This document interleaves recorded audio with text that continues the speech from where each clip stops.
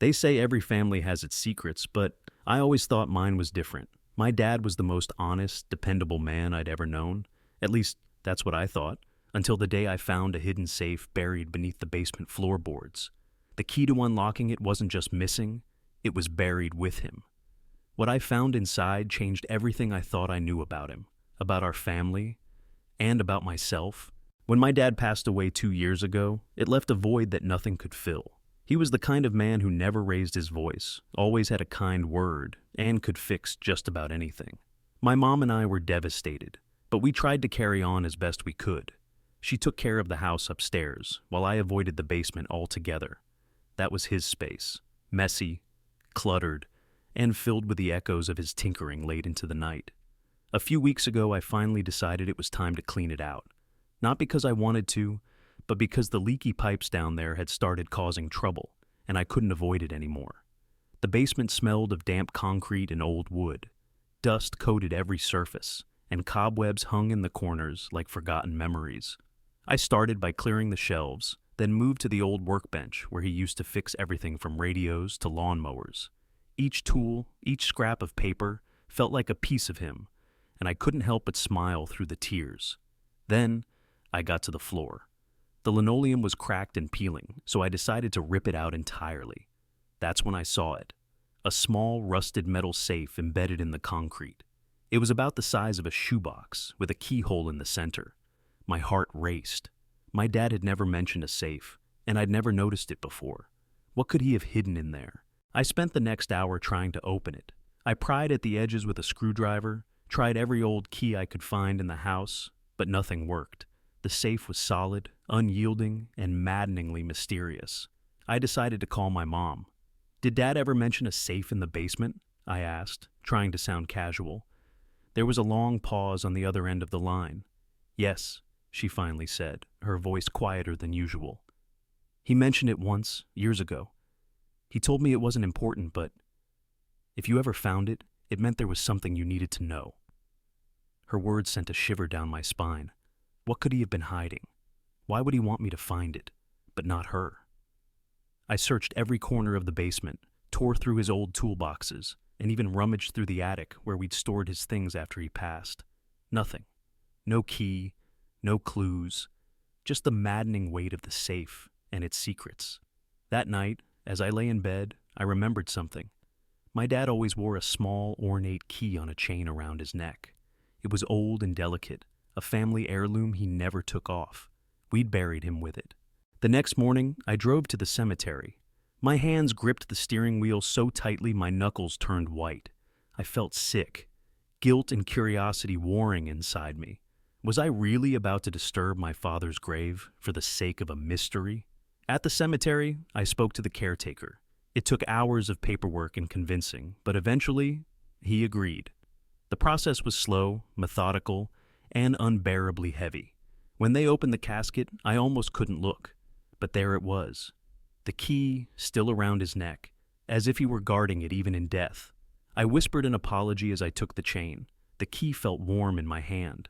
Though I knew that was impossible, I drove home in silence, my mind racing with possibilities. What could be so important that he'd take the key to his grave? Back in the basement, I inserted the key into the safe. It turned smoothly and the lock clicked open. Inside, I found 3 things: a stack of faded photographs, a handwritten letter, and a videotape. The photos were of a boy I didn't recognize standing next to my dad. The boy looked like me, same dark hair, same crooked smile, but I had never seen him before. The letter was addressed to me. With shaking hands, I unfolded it and began to read. The letter began, "If you're reading this, it means the truth can no longer stay hidden." My dad went on to explain that before he met my mom, he had been married to someone else. They'd had a son together, a boy named Daniel. But the marriage ended badly, and his ex-wife disappeared, taking Daniel with her. "I searched for years," the letter read. "Every lead turned cold. Losing him broke me in ways I can't describe. I didn't want to burden you or your mother with my pain, but you deserve to know you have a brother out there." Tears blurred my vision as I read the final lines. "I hope one day you'll find him, and if you do, tell him I never stopped loving him." I stared at the videotape, unsure if I could bear to watch it. When I finally gathered the courage, my dad's face appeared on the screen. He looked older, more tired than I remembered. "I'm sorry I kept this from you," he said. "I thought I was protecting you, but now I see I was only running from my own pain. If you found this, it's time to finish what I couldn't." For days, I couldn't think about anything else. My father, the man I thought I knew better than anyone, had carried this burden alone. I felt a mix of anger, sadness, and determination. I started making calls, searching online, piecing together fragments of information from the adoption papers and the photos. It's been weeks, and I still haven't found Daniel, but I won't stop looking. My dad may have carried this secret to his grave, but now it's my responsibility to bring it to light.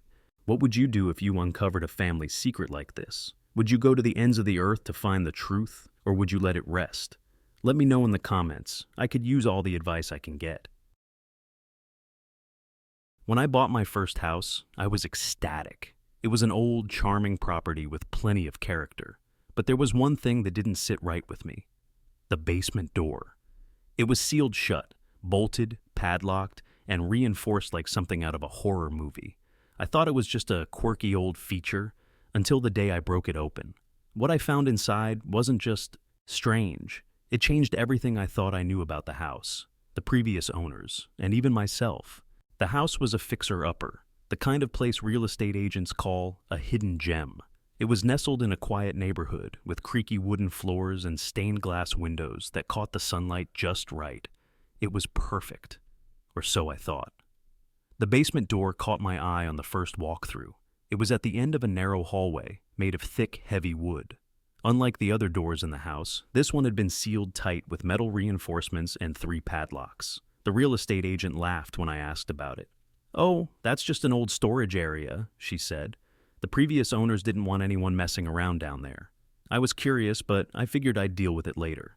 After all, the house had other problems: leaky pipes, a sagging roof, and a kitchen that looked like it hadn't been updated since the 70s. A few weeks after moving in, though, the basement door started bothering me. Every time I walked past it, I felt a strange pull, like it was daring me to open it. Finally, my curiosity got the better of me. The first thing I did was call a locksmith. But after an hour of fiddling with the padlocks, he stepped back, shaking his head.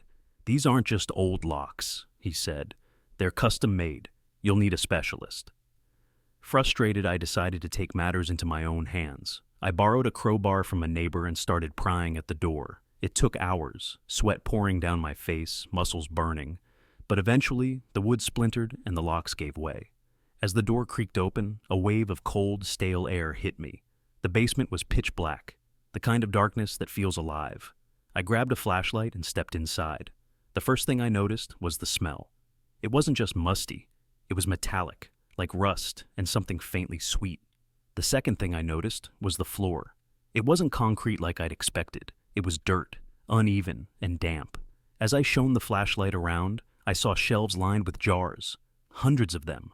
Each jar was filled with a dark, murky liquid, and inside floated things: bones, teeth, pieces of fabric. My stomach turned as I realized some of the jars held what looked like human remains. In the corner of the basement, I found a desk covered in papers. Most of them were yellowed with age, written in a spidery, almost illegible script. They were journal entries. The entries talked about experiments, attempts to preserve the essence of life. It sounded like something out of a mad scientist movie. The last entry sent chills down my spine. It read, "The process is almost complete. Soon they will wake." I heard a sound behind me, a faint shuffling noise. My heart raced as I swung the flashlight around. At the far end of the basement, there was a door I hadn't noticed before. It was slightly ajar, and the noise was coming from behind it. My hands shook as I approached. The door creaked open, revealing a small, windowless room.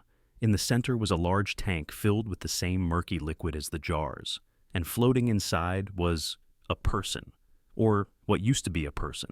Their eyes were closed, their skin pale and waxy, like they had been submerged for years. Suddenly the eyes snapped open. I don't remember how I got out of the basement. One minute, I was staring into those unblinking eyes, and the next, I was on my front lawn, gasping for air. I called the police, but when they arrived, the basement was empty. The jars, the papers, the tank, all gone. The officers didn't believe me. They said the basement was just an old storage space, empty except for some cobwebs and broken shelves. They even suggested I see a therapist, claiming my imagination must have gotten the better of me. But I know what I saw. I can still feel that cold, damp air, still hear the faint shuffling noise, still see those eyes snapping open. I've thought about selling the house, but something keeps me here. A part of me feels like the mystery isn't over, like the basement still has secrets waiting to be uncovered. What would you do if you found something like this in your home? Would you investigate further, or would you get out while you still could? Let me know in the comments. I need to know I'm not alone in this. When I first bought my house, I thought I'd hit the jackpot. A cozy, affordable home with plenty of charm. But during renovations, I found something no one mentioned in the listing, a hidden tunnel behind a false wall in the basement. It looked ancient, untouched for decades.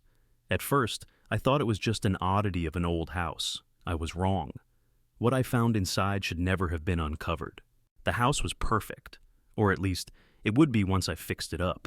It was old but full of potential, with hardwood floors, a big backyard, and a basement that had tons of space for storage.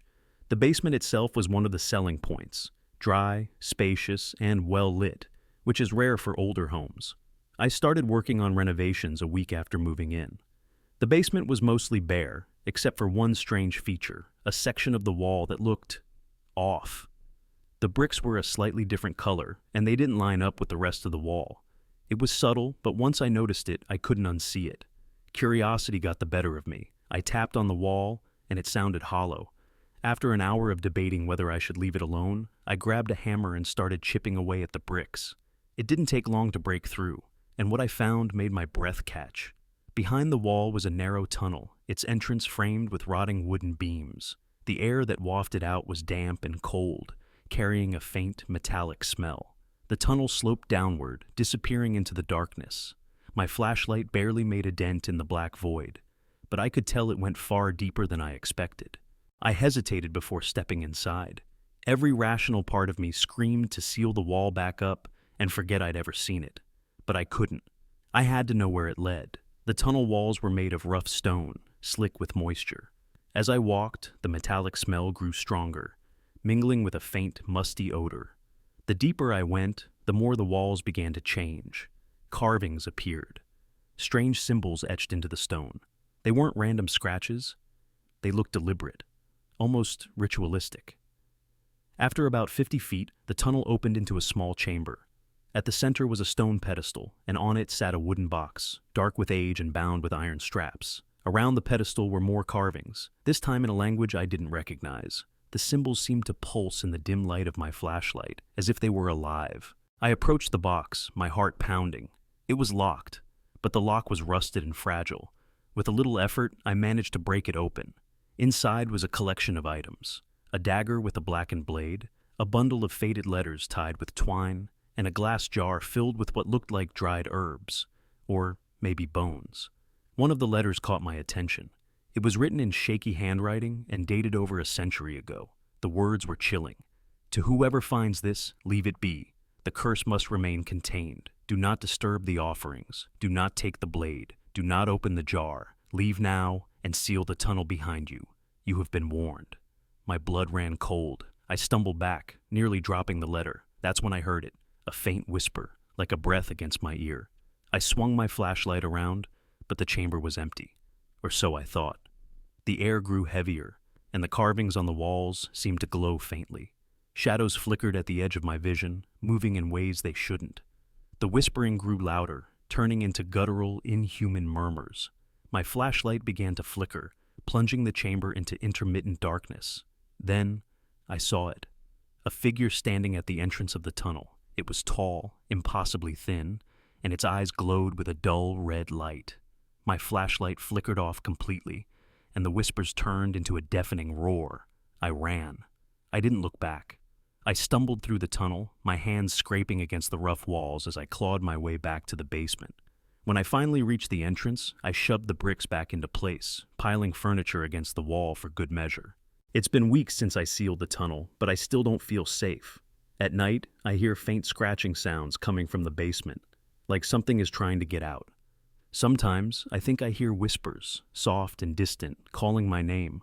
I've thought about moving, but part of me feels responsible for what I've unleashed. What if sealing the tunnel isn't enough? What if I made things worse by opening that box? I haven't told anyone about what happened. Who would believe me? But I know one thing for sure. Some secrets are meant to stay buried. What would you do if you found something like this in your home?